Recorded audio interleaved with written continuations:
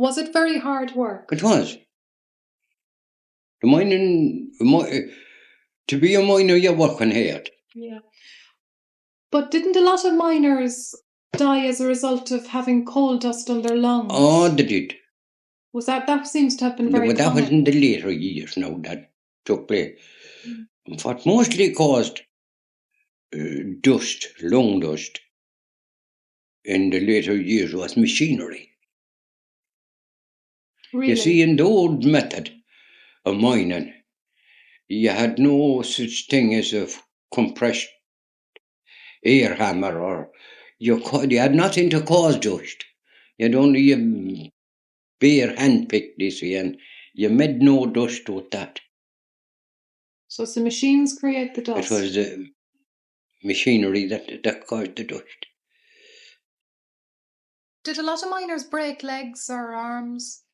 Yeah, a lot of kids did break arms and break legs, and I had my own arm broken, but it was for progress. It was during an operation, and obviously amputations, and pretty much everybody would have had some fairly traumatic physical thing that they went through. But again, it was for the idea of progress.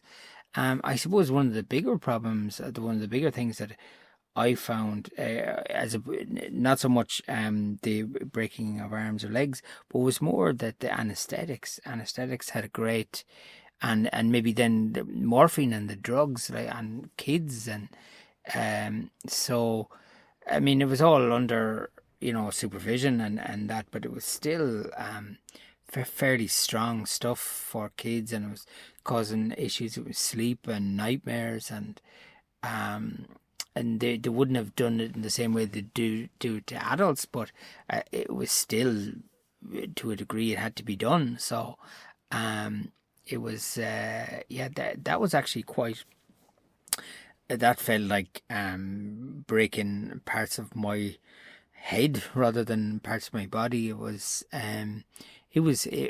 quite severe. It felt severe, and the not sleeping and the sleeping patterns being thrown, and the particularly the nightmares. The nightmares were very vivid, and it felt like a sort of a drug episode, really, and so some of those things. It was dark, and so it was a tough part of the whole process, to be honest, tougher than even the physical side of things.